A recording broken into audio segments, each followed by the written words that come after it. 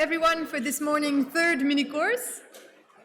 This time, I'll have the pleasure to introduce Hugo Duminil Copin from the University of Geneva, who will be teaching us how to play with two-dimensional lattice models at criticality. Well, thank you very much. I guess it's registering and you hear me well. So I wanted to feel like 2 years ago, so I wanted to give a talk in presential on the blackboard. And what I wanted to do in these 3 classes is to give you an example of an interplay between different models of statistical physics. Because you may be, first I know that it's a broad audience, so some of you maybe never heard about what is a lattice model, and I will define everything properly, don't worry.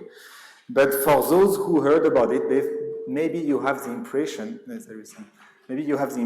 that these models are kind of isolated islands in the world of statistical physics, and I want to show to you that there are deep links between these different models. Okay, so let me start by telling you a little bit what will be the 3 models. First, I will just give the names, and then I will define them. So obviously, I could play the game with many different models.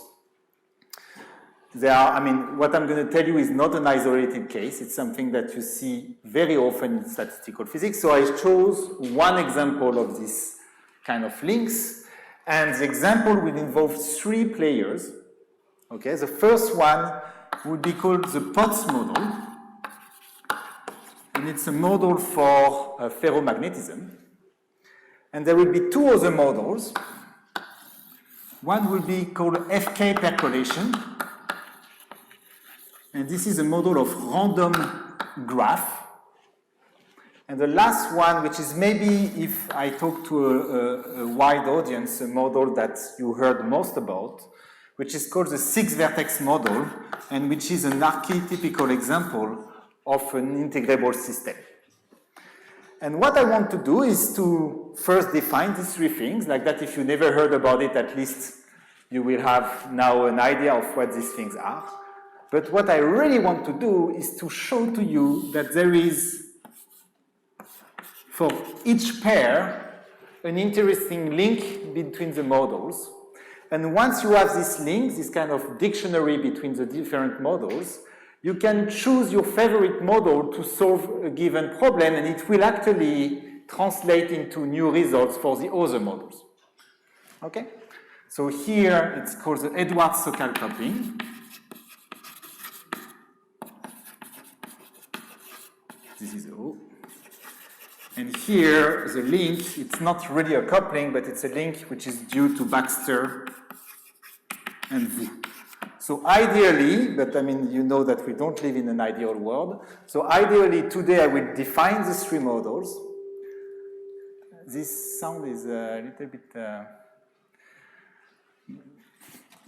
maybe I speak too loudly. Usually I just turn off the microphone, but maybe people somewhere else in the world are going to be unhappy about it. But we won't hear them, so at the end, maybe we are going to go for this one. Okay, so ideally today I will just define these 3 things. Tomorrow I will tell you about the Edwards-Sokal coupling and try to give you an application to kind of illustrate the power of this type of connections. And after tomorrow, I will do the same with the Baxter-Vu connection. Okay? Okay, so we start today with a definition.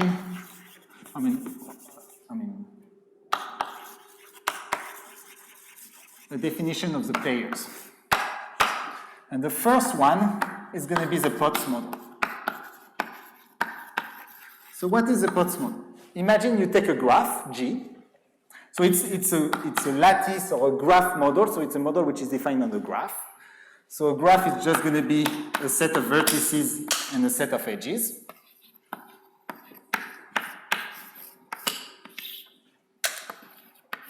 It's something like that. In general, just think of a subset of the square lattice.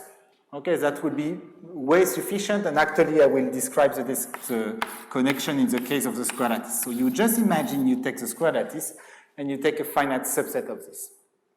So you take a graph, and then what you do is that you are going to attribute to Sorry about this. You are going to attribute to every vertex a random variable, what we call a spin, sigma x. And this spin is going to take value in a set. It's going to maybe look a little bit complicated, but let's take first q equal 2. So there is an integer. And what you define is you define tq to be a subset of rq minus 1, such that for every xy in tq, you are going to see it's not that complicated. The scalar product of xy is either 1 if x is equal to y, or it's minus 1 over q minus 1 if x is not equal to y. So let me give you examples of that. So q equal 2, you just take the line, and you take plus and minus 1. tq is just plus minus 1. Okay? So t2, sorry, is plus minus 1. For q equals 3, you just take the equilateral triangle, and so on and so on. Okay? So it's just you define this set, tq, and now you are going to take sigma to always be a collection of spins attributed to the vertices, and it's always going to be an element of tq to the v, meaning that every spin here is taking values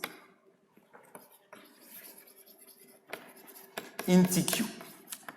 If you are not happy with tq, just think q equal 2 plus minus 1. Okay? So, if you want the object of interest here, is just a collection of spins that take value in tq. Okay, so now I'm a probabilist, so I want to be taking sigma at random, and I'm going to explain to you how I do that. So first of all, I want to be defining an energy in some sense for my configuration.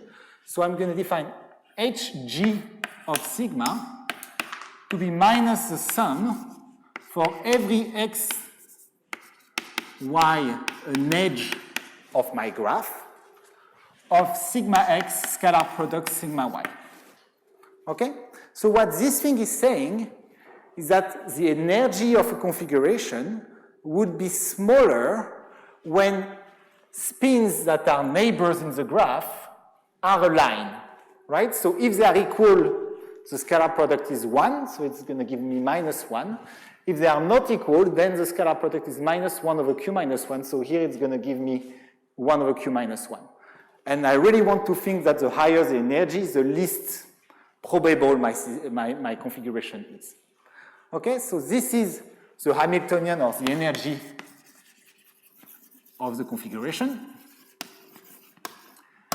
And I was told that I would be shoot on sight if I write on the other side of this, so I'm going to be careful. She runs faster than I do, so I'm not going to try this. And then, as I said, so this is the energy. Now let me define the probability measure. So mu sigma beta is a measure defined by the following. The probability of a configuration sigma, the probability of seeing sigma, is going to be equal to 1 over a renormalization that depends on g and beta. It's a constant, let's not care about this, times exponential of minus beta times the Hamiltonian. So what is it saying? It's saying that the higher the energy, the smaller the probability, and how small it is, how much you care about the energy, is encapsulated in this parameter beta. For physicists, or for people who want to think of this physically, think of beta as being 1 over the temperature. Okay, the temperature is kind of a measurement of the excitation in the system. It's a measurement of how much you care about the energy of each configuration. So the higher the temperature, the smaller the beta, so the less you care about the energy In fact, when you take beta equals 0, you take uniformly a configuration among all possible configurations. And on the other hand, when beta tends to infinity, you are selecting the Q configurations which have the highest energy, which are the pure configuration with all the spins that are equal. Okay? So this is the definition of the Potts probability measure. And just because it's going to be useful once in a while, when G, or maybe let's go, yes, that,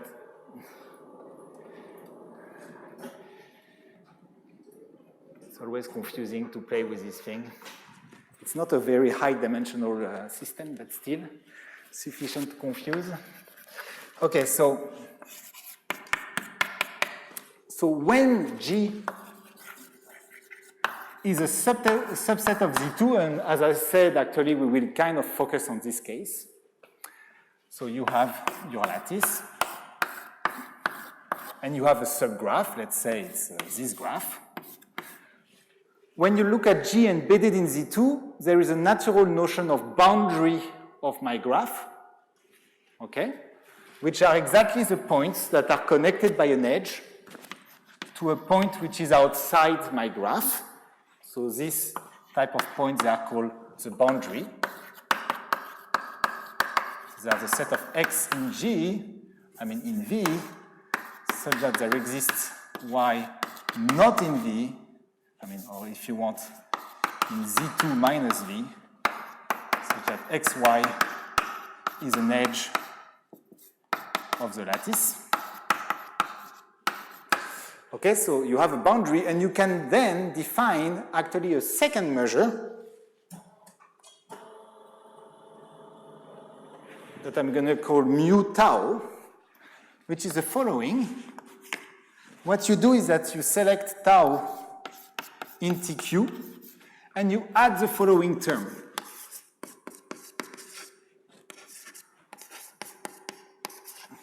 So what does it do? It forces, if you want, it forces the points on the boundary, or it doesn't force, but it pushes the points on the boundary to be aligned with tau.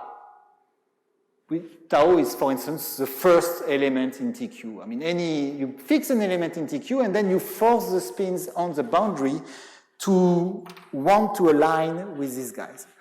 This is good because it's a way of breaking the symmetry that you naturally have in the system. If you think the system can, you can just exchange all the spins, you will get the same system, and you are going to see, in order to measure interesting things in my system, I want to break the symmetry, and this is the simplest way of doing. For now, it's not really the most important piece of information, so you can disregard it if you want, but later on, I will reintroduce this, I will rework with this thing, so I want it to be defining this, and by the way, if I do that, and I want to write something which is right, here I should say so. The measure with tau boundary condition is a measure where you take the Hamiltonian that I defined with tau. Okay, so this is the Potts model. So a few remarks on the Potts model. First one is that it's a model for ferromagnetism. Okay, it's a very, very classical model.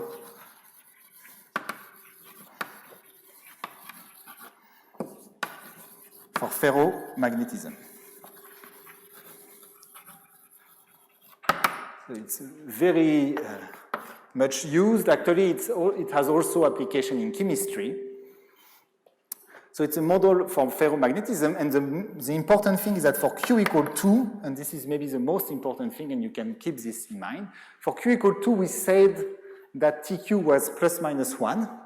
So in this case, it's a very classical system. It's called the Ising model. For Q equal 2, one gets the Ising model.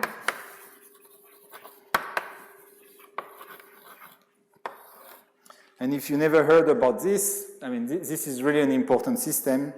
And if you never heard about this, probably it means you never went to Geneva. But now that you came to Geneva, you heard about it. That's good. So very classical system and very interesting one. So you can keep this one in mind if you don't like the larger values of Q. Third thing I should tell you that it exactly fits in the long history of mathematical physics of being poorly named. So it was introduced by Domb, which was Potts' advisor, and it was named after Potts, but named after Potts. And by the way, Ising is exactly the same story. It was introduced by Lenz, which was Ising's advisor, and named after the PhD students. So, I mean, advisors were much more generous at the time. Or maybe go to see your advisor and ask whether he can do something like that. So this was in 52. At this stage, it's the only thing I want to mention on the Potts model. I will come back to it later when I will describe the different connections. Okay, let's pass to the second player. And the second player is what we call the FK percolation.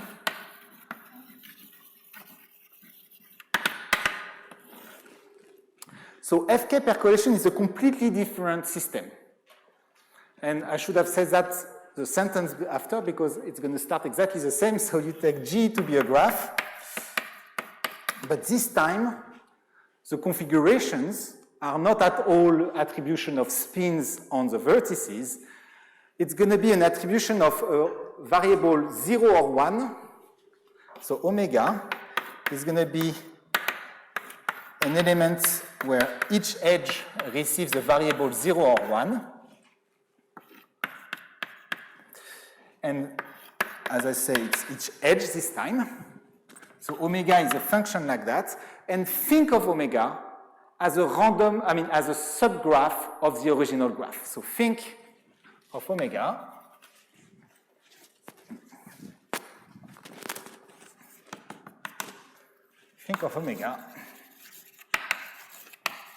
as a subgraph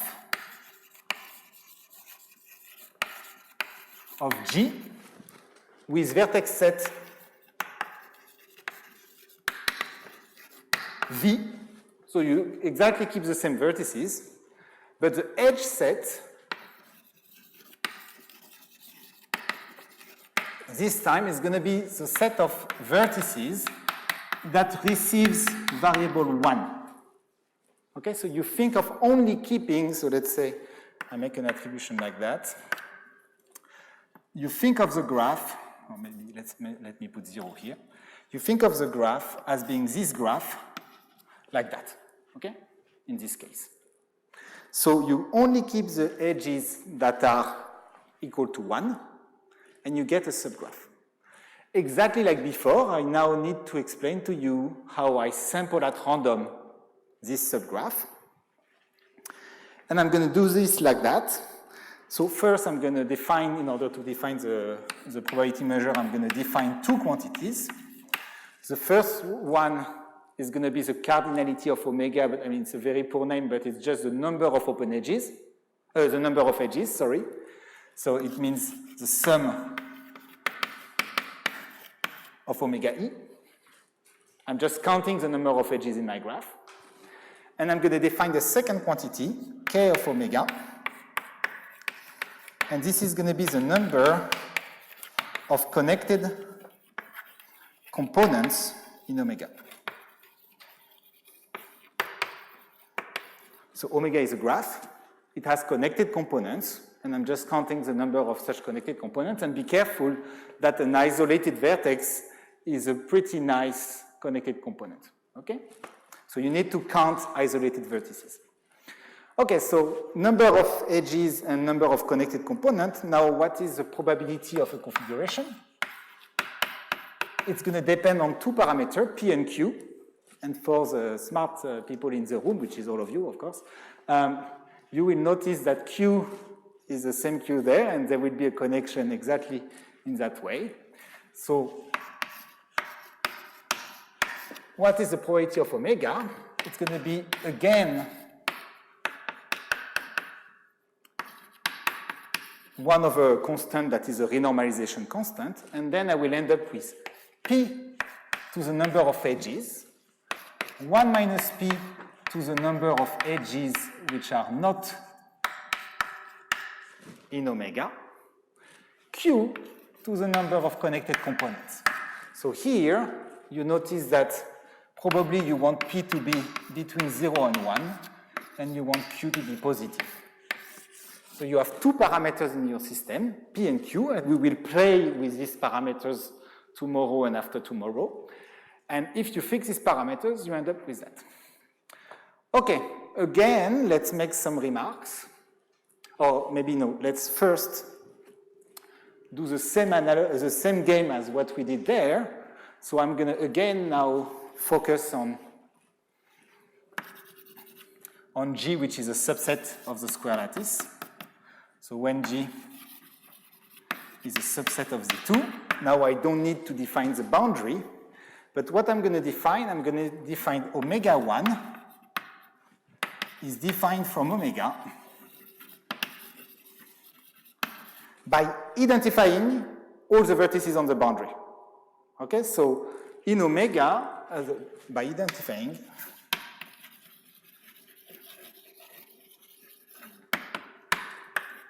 all the vertices on the boundary,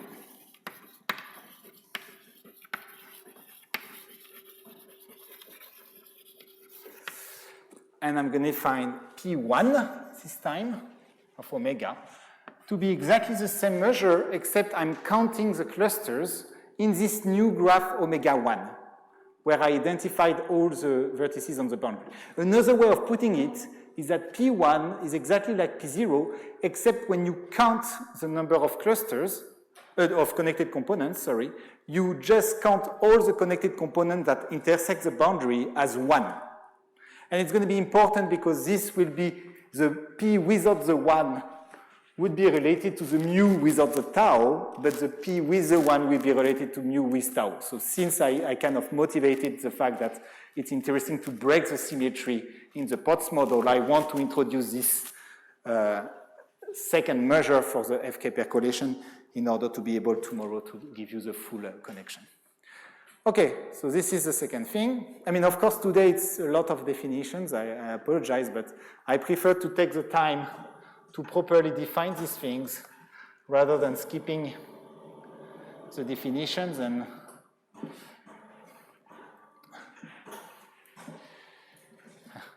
it's good. I mean, the half jauge has an advantage, which is that there are fewer people laughing at you when you play with the board. So it's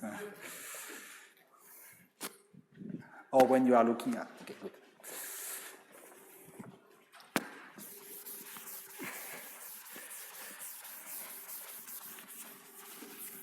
Okay, exactly like for the Potts model, let me make a few remarks. So the first one is that this is a model for random subgraph. So at the origin, it's a model that models porosity of a medium. So it's a model for porosity of a medium. What do I mean by that? I mean that you imagine you take a stone, something like that, and you want to see whether water is going to flow through the stone or not. So what you do is that you model the stone itself as a graph, in the sense that you think that inside you have either like dam edges or undam edges where the water can flow. And you look at whether, for instance, water can flow from top to bottom, which in the context of graphs would translate into the fact that is there a path in the graph that goes from the top to the bottom of the stone. Okay? Like always with good models of statistical physics, it's originally meant to model one phenomenon, but in fact there are many others that you can model with the same thing. So maybe at the very end, if I have time to discuss universality a little bit at the very end of the class, I will tell you other systems that are modeled by the same object. So second thing that I want to mention, sorry, I should be seen, is that there is a special case, again, which is much simpler. It's not q equal 2, but it's q equal 1. When q equal 1, there you drop completely the q to the number of connected components, and you are just looking at p to the number of edges in your graph, 1 minus p to the number of edges outside of your graph. And that, you can reinterpret it simply as a product measure.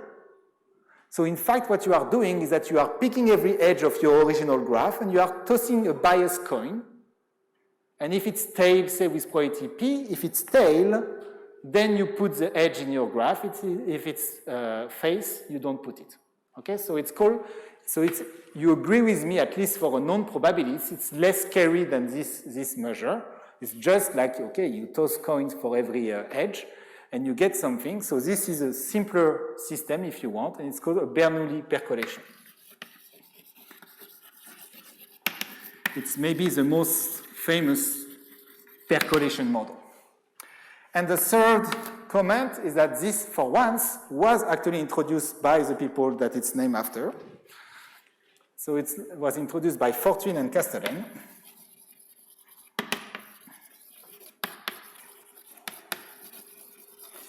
In 1972. I'm giving you the numbers, the years, just to realize that these things didn't appear at all at the same moment, in some sense, in history. Okay? That was our second player. Let's jump to the third one. The third one is going to be completely different. It's going to be called the nice type model, and its name is the 6-vertex model. So,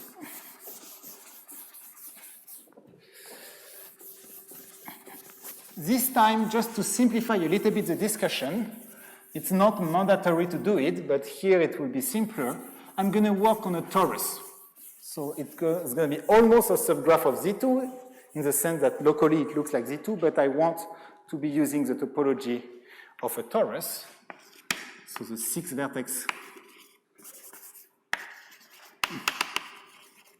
which I will abbreviate by 6-vertex model. So what you do is that you fix n and m even, so 2 even integers, and you consider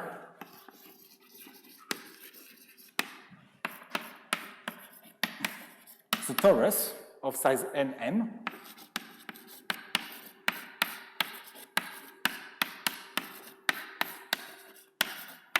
Okay, so let's draw it.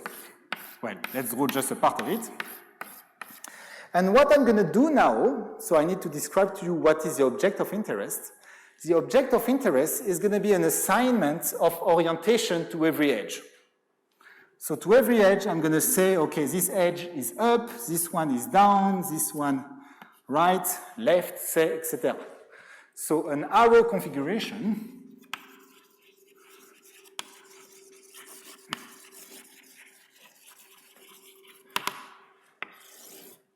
omega with an arrow is an assignment of orientation to every edge.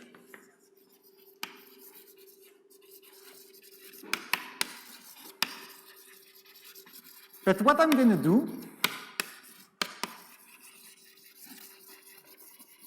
is that I'm going to focus on a very special type of arrow configuration.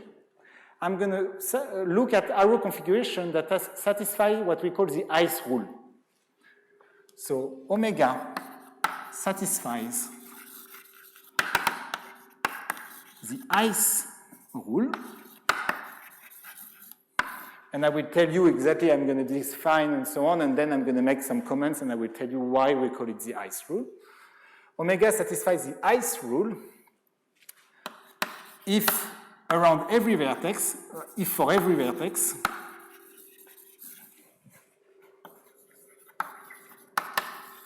of T and M, there are as many entering arrows as exiting arrows.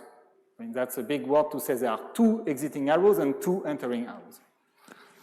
So if for every vertex of T and M, there are 2 incoming and 2 outgoing,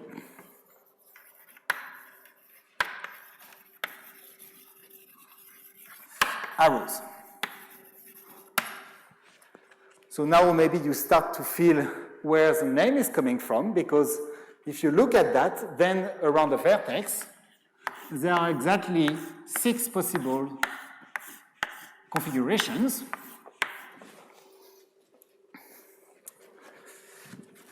Let me draw in different colors, even if it makes no sense for the model, but just for you to have a simpler read.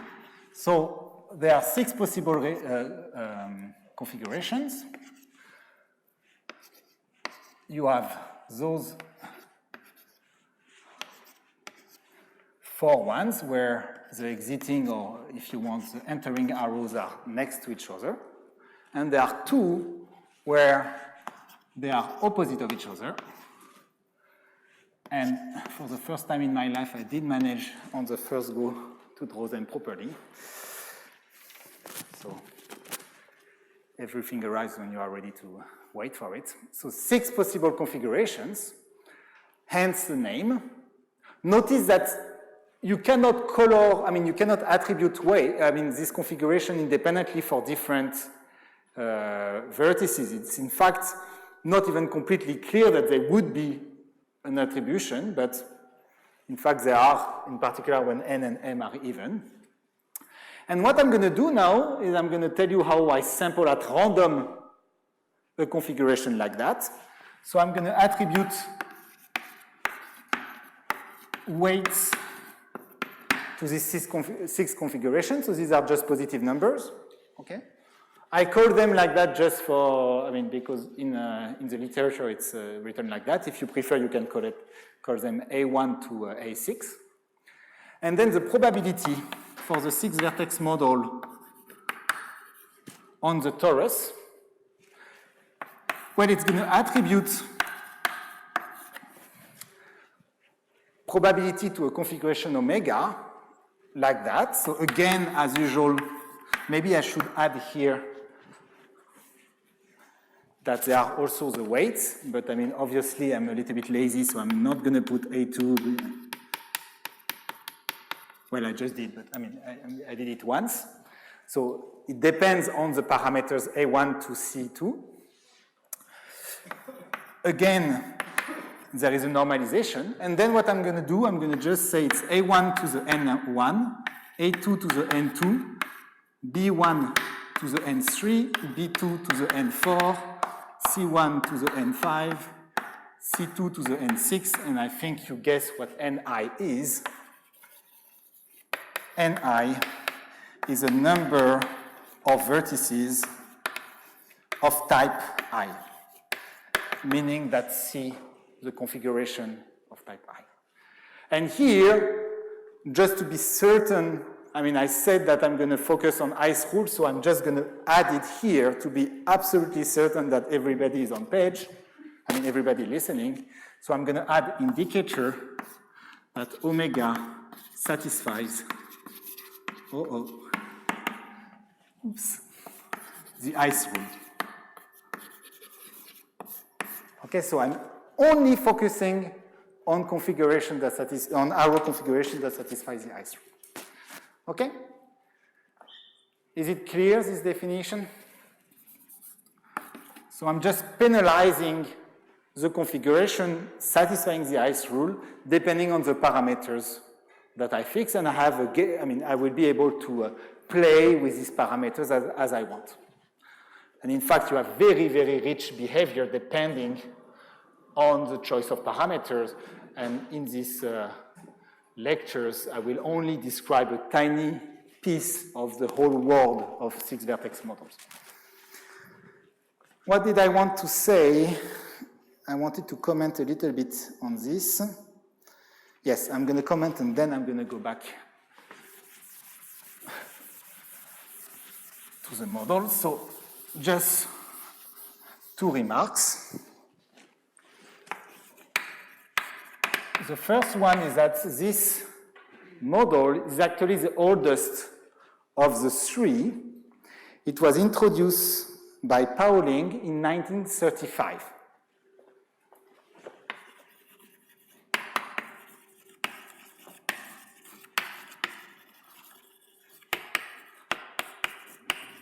this is the oldest one. And the second comment I want to make is just to tell you why we call it the ice rule. So why ice rule? Because at some point people wanted to model ice, and what they did is that they realized that, I mean, at least square ice, which is, would be some kind of flat version of ice, would be made of oxygen atoms, which are bound, because it's ice, so it's water, it needs to be bound to hydrogen atoms. But the way the atoms are actually putting themselves together is that along every edge of my crystal, only one edge is going to put itself, and it's going to be kind of naturally attached to one of the atoms. So let's say here, for instance, then it would be edge here and edge here, then this guy would have edge like that, and so then you kind of naturally see what would be an encoding of your thing, is that you are just going to think, for instance, there is, an arrow going from the guy without hydrogen to the guy with hydrogen. And because there are two hydrogen atoms per oxygen atom, then you end up with the square ice, with the ice rule naturally. Okay? Okay. Let me say something more on this model. Is that, so it's a natural model of assignment of arrows. We will see, or maybe I will not discuss it too much, so let me put it as a remark. I mean, I plan to discuss it and then realize that there are never enough time. So it's an archetypical example of an integrable system. So it's an integrable system.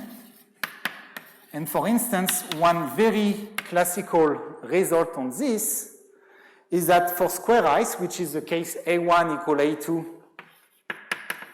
equal B1 equal B2 equal C1 equal C2 equal 1, so it's a uniform sampling of this arrow configuration. Elliott-Lieb in 1967 computed the free energy of the system. So what he did is that he computed the rate of growth of the 6 vertex, what we call the partition function, as n and m grows, and you end up with something fairly nice, and I just forgot to write it and forgot what it is, but it's a very simple quantity, and tomorrow I can maybe fill up this hole. So, and this was later generalized by Lieb and studied by Baxter and by many, many authors. You can compute many quantities in this system. Exactly. In particular, for those who know about it, because it's related to Young-Baxter equation and to the better ansatz. So there are ways of computing exactly things. So this already gives you a hint that trying to connect different models can be interesting, because this model, for instance, has this special feature, which is very, very practical. You can compute many things on the system. On the other hand, the FK percolation is going to be a system which what we call is positively correlated. So there are many correlation inequalities between different events. You are going to be able to bound the probability of intersection of events and things like that. So probabilistically, it's a very nice model to work with because of these inequalities and so on. In terms of integrability, it's not easy to study it. In fact, the only way we know how to study it is to relate it to the 6-vertex model. But it has other advantages that the 6-vertex model doesn't have, etc., etc. The POTS model also has nice features that the two other systems don't have. Okay, in particular when it's the Ising model. Okay, so that was just an example like that, and let me finish. I have 5 more minutes. Let me finish by just making a fourth comment that will be interesting from the point of view of, on the 6-vertex model, sorry, which is that this model is actually giving rise to a very natural probabilistic model of a height function. So what do I mean by that? And this will be important at the very end of the talk when I will describe conjectures on the large-scale behavior of the systems. So a height function, let's say on T and M, is a function from the faces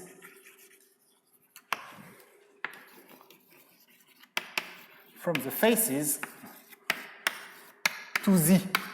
So it's an integer valued function on the faces.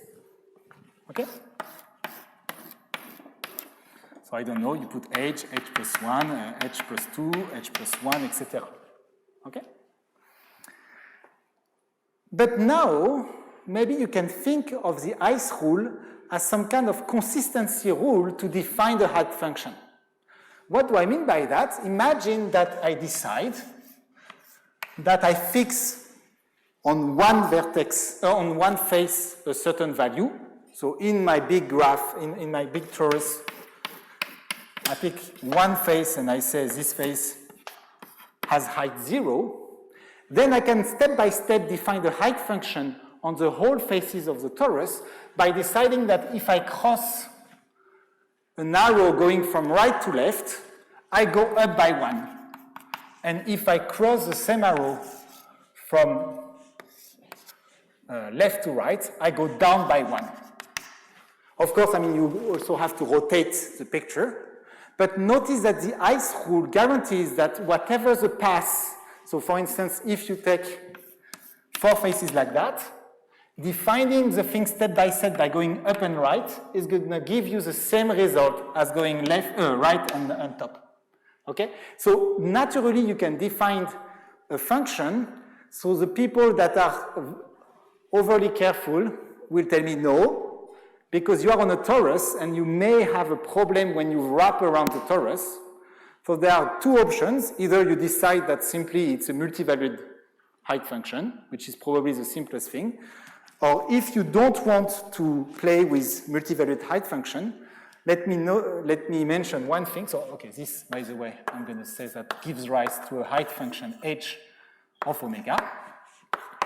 So if you don't want to define a multivalued height function, what you can do is you can restrict yourself to specific arrow configurations, because notice that the ICE rule has a second nice feature, and I let you think about it, is that the number of up arrow per line is preserved.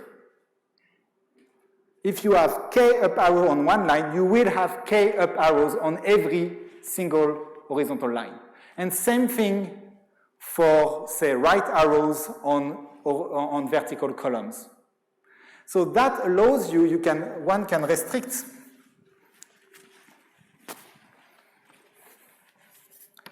so to get a true, if you want, I mean, you need to be careful. I mean, multivalued height function have a heart, so I mean, you should not say they are not true height function, but to get a true height function, one can restrict to balance arrow configurations,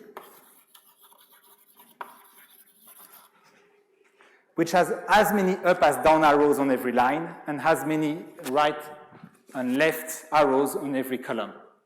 And there, when you do this, you immediately notice that when you do one round around, you end up with the same height function and you get a true height function. So, to balance arrow configuration with as many up and down arrows on every line, and as many right and left arrows on every column.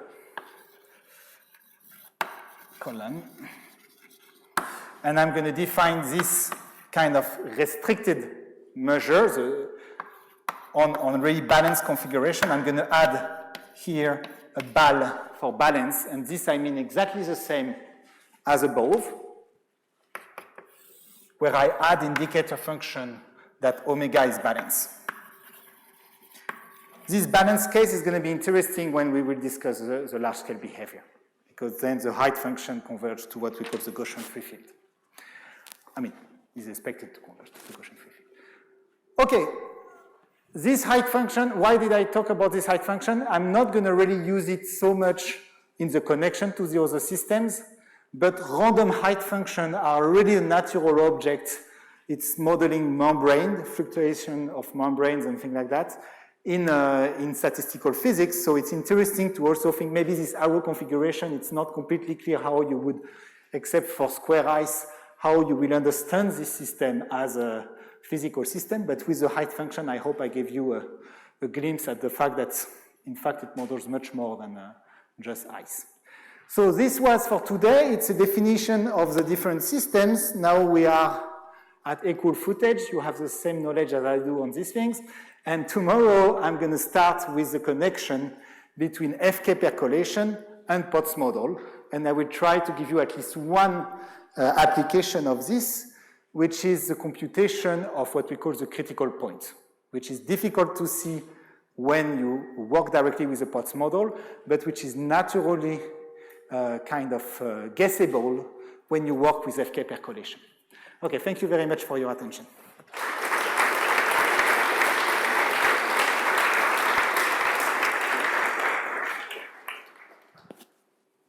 Are there some questions, either online or on site?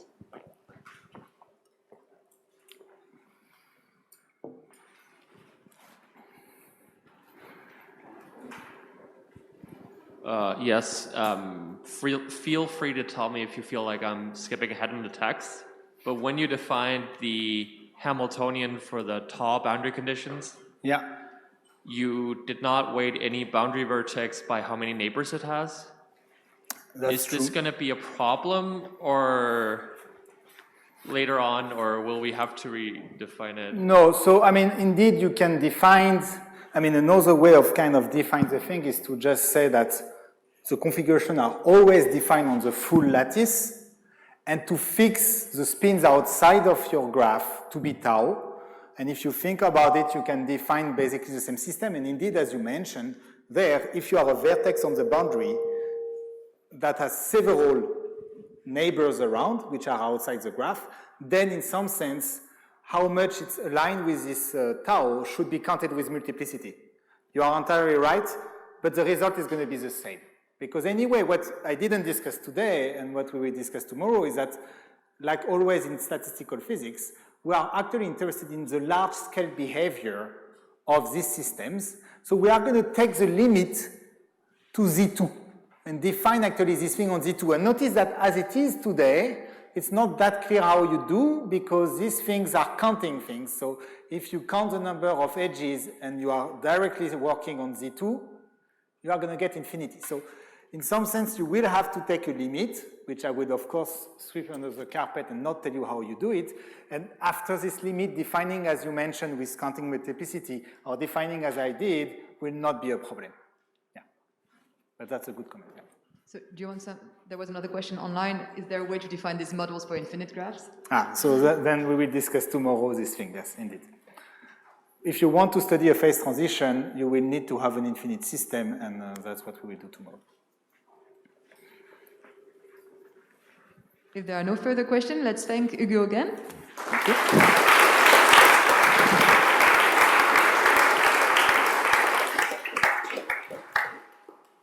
This is the end of this morning's session, and we'll resume this afternoon at 1:30 p.m. Geneva time for the basic notion sessions presented by the session organizers. Thank you all.